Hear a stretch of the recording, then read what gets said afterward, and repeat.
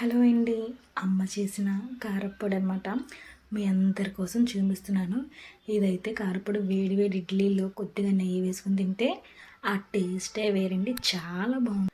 దీని ప్రాసెస్ చూపించేస్తాను. ముందుగా అయితే ధనియాలు ఇంకా అలాగే ఎండుమిర్చి రెండు కూడా బ్యాండీలో కొద్దిగా అంటే కొద్దిగా ఆయిల్ వేసుకొని వీటిని మంచి గోల్డ్ కలర్ వచ్చేంత వరకు బాగా వేయించుకోవాలి.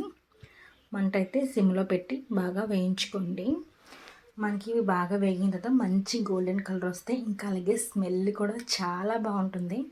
దాన్ని అంతా మొత్తం ఒక ప్లేట్లో అయితే తీసేసుకోండి.